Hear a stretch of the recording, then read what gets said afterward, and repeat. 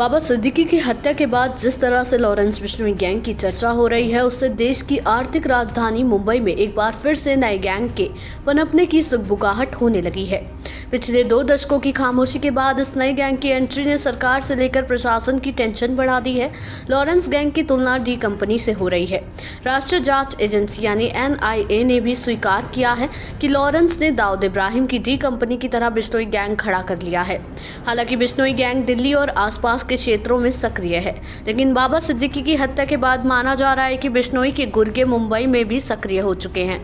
Bishnoi gang कितना बड़ा है और आगे उसकी प्लानिंग क्या हो सकती है, इसकी चर्चा हम आगे करेंगे। आइए पहले जान लेते हैं कि मुंबई में कितने गैंग हुए थे और पुलिस ने उनका खात्मा कैसे किया था। एक समय मुंबई में हाजी मस्तान गैंग की तूती बोलती थी। उसे अंडरवर्ल्ड का पहला डॉन माना जाता है। साल 1950 से 1970 तक इस गैंग का मुंबई में खासा प्रभाव देखने को मिला। हाजी मस्तान को स्मगलिंग का किंग कहा जाता था। ये 1950 से 1970 के दशक में मुंबई में सबसे प्रभावशाली अंडरवर्ल्ड डॉन बना था। तमिलनाडु में जन्मा मस्ताना 8 साल की उम्र में मुंबई आया और पहले साइकिल की दुकान खोली और फिर डाक पर कुली बन गया। अपने शुरुआती वर्षों में फिल्मों का बेहद शौकीन रहा। धीरे धीरे स्मगलिंग के कारोबार में आ गया।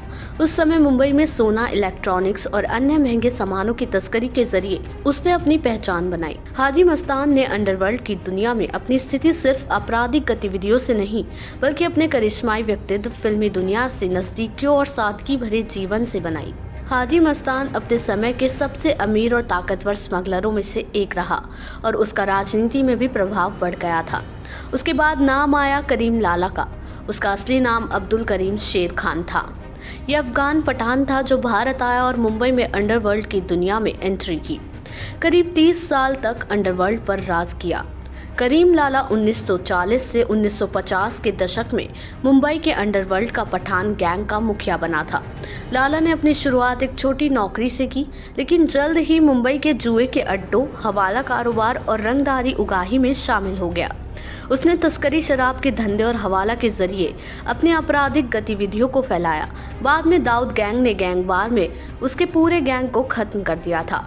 अंडरवर्ल्ड की दुनिया में दाऊद इब्राहिम का नाम सबसे बड़ा था। उसका साम्राज्य मुंबई से लेकर दुबई सहित दुनिया के कई देशों में फैला हुआ था। वो पहले करीम लाला के गिरोह में शामिल हुआ, लेकिन कुछ समय बाद ही अपना अलग नेटवर्क बना लिया। 1980 के दशक में उसका गैंग सक्रिय हो गया, जिसे डी कंपनी के नाम से जाना गया। डी कंपनी बहुत जल्द हफ्ता वसूली, रंगदारी, तस्करी और प्रॉपर्टी से जुड़ी गतिविधियों में शामिल हो गई। इसके बाद उसने धीरे धीरे हिंदी फिल्म इंडस्ट्री में भी अपनी पैठ बना ली। इस तरह पूरा बॉलीवुड अंडरवर्ल्ड के प्रभाव में आ गया। इसी बीच साल 1993 में मुंबई में सीरियल ब्लास्ट हुए, जिसमें सैकड़ों लोगों की जान चली गई। इसमें दाऊद इब्राहिम का नाम सामने आया, जिसके बाद वो दुबई भाग गया। उसके जाने के साथ ही पुलिस ने पूरी मुंबई को साफ करना शुरू कर दिया था। मुंबई के कुछ जांबाज पुलिस अफसरों ने बदमाशों का खात्मा करना शुरू कर दिया। उसमें मुंबई पुलिस के तेज तर्रार अफसर डी शिवानंदन का नाम प्रमुख है। उनको 1998 में अंडरवर्ल्ड और गैंगवार से निपटने के लिए मुंबई जॉइंट CP बनाया गया था। शिवानंदन को सुपर कॉप कहा जाता था। उन्होंने पद संभालते ही गैंगस्टरों की कमर तोड़नी शुरू कर दी थी। सैकड़ों अपराधियों के एनकाउंटर कर डाले। 1600 से ज्यादा अपराधी पकड़े गए थे। संगठित क्राइम और आतंकवाद से निपटने के लिए उनकी पहल पर ही महाराष्ट्र में मकोका लागू किया गया था। इस तरह दाऊद इब्राहिम और उसके गैंग के सदस्यों के विदेश भाग जाने के बाद मुंबई धीरे धीरे शांत होने लगी थी, लेकिन दिल्ली और आसपास के राज्यों में अपराधियों के नए नेटवर्क उभरने लगे थे। इनमें सूरजभान उर्फ ठुकरिया, कुलदीप फज्जा, लॉरेंस बिश्नोई, जग्गू भगवानपुरिया, संदीप उर्फ काला जठेड़ी, अशोक प्रधान, मनोज बाबा, सुशांत गुर्जर, अनिल दुजाना, सुनील राठी और आनंद पाल सिंह जैसे गैंगस्टरों का नाम प्रमुख है। इन्होंने पूरे उत्तर भारत में आतंक कायम कर दिया था। अंडरवर्ल्ड के चुंगल से आज़ाद होने के बाद पिछले 2 दशक से देश की आर्थिक राजनीति मुंबई में अपेक्षाकृत शांति थी। राजनीतिक इच्छा शक्ति और पुलिस की सक्रियता की वजह से यहाँ मौजूद तमाम गैंग्स को साफ कर दिया गया था। जो बचे भी वो सभी दुबई सहित दूसरे देशों में जाकर बस गए। डॉन दाऊद इब्राहिम ने दुबई में बैठकर लंबे समय तक डी कंपनी को ऑपरेट किया, लेकिन बाद में उसकी जड़ें भी काट दी गईं। लेकिन अब मुंबई में बिश्नोई गैंग की एंट्री हो चुकी है। उत्तर भारत में दिल्ली, एनसीआर, हरियाणा, राजस्थान और पंजाब में खौफ कायम करने के बाद बाबा सिद्दीकी की हत्या करके बिश्नोई गैंग ने जिस तरह की दहशत कायम की है, वैसी ही दहशत 80-90 के दशक में अंडरवर्ल्ड गैंग ने कायम की थी। उस वक्त दाऊद इब्राहिम, छोटा शकील, अबू सलेम और छोटा राजन जैसे डॉन कुछ इसी तरह से अपना गैंग ऑपरेट करते थे। अरुण गवली, हाजी मस्तान, करीम लाला, समीर ठक्कर, रवि पुजारी और माट्या गैंग भी स्थानीय स्तर पर सक्रिय था। मुंबई में टी सीरीज के मालिक गुलशन कुमार की हत्या के बाद से मुंबई में एक फिर से दहशत का माहौल बन गया था। पूरा बॉलीवुड सदमे में था। बात 12 अगस्त 1997 की है। टी सीरीज म्यूजिक कंपनी के मालिक गुलशन कुमार रोज की तरह दर्शन करके मंदिर से बाहर निकल रहे थे।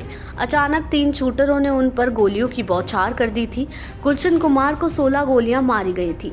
उनकी मौके पर ही मौत हो गई थी। इसके बाद हमलावर फरार हो गए थे। इस जघन्य हत्याकांड ने फिल्म इंडस्ट्री सहित पूरे देश में हड़कंप मचा दिया था। उस वक्त मुंबई में अंडरवर्ल्ड गैंग का खौफ चरम पर था। उस वारदात के ठीक 27 साल बाद 12 अक्टूबर 2024 को मुंबई के बांद्रा स्थित ऑफिस से एनसीपी नेता बाबा सिद्दीकी निकल रहे थे। उसी वक्त 3 शूटरों ने उन पर ताबड़तोड़ फायरिंग शुरू कर दी। सिक्योरिटी में रहने के बावजूद उन पर जानलेवा हमला हैरान कर देने वाला था। इस गोलीबारी में बाबा सिद्दीकी के पेट और सीने में कई गोलियां लगी। उनको आनन फानन में अस्पताल पहुंचाया गया, लेकिन तब तक उनकी मौत हो चुकी थी। इस हत्याकांड ने लोगों का दिल दहला दिया है।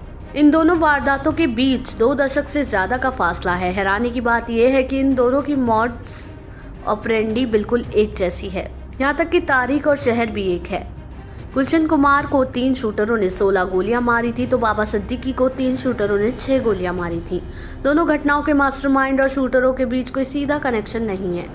मास्टरमाइंड ने एक हैंडलर हायर किया, फिर हैंडलर ने शूटरों को हत्या की सुपारी दी और शूटरों ने वारदात को बड़े आराम से अंजाम दे दिया। बहरहाल बाबा सिद्दीकी की हत्या की जिम्मेदारी कुख्यात लॉरेंस बिश्नोई गैंग ने ली है। इस गैंग का गुर्गा मोहम्मद ज़िशान अख्तर शूटरों का हैंडलर है। इसी गैंग ने मशहूर पंजाबी सिंगर सिद्धू मूसेवाला और करनी सेना के अध्यक्ष सुखदेव सिंह गोगामेडी की हत्या की थी। इसी ने बॉलीवुड के सुपरस्टार सलमान खान के घर के बाहर फायरिंग भी की थी। ऐसे में सवाल ये उठता है कि अब लॉरेंस बिश्नोई का क्या होगा?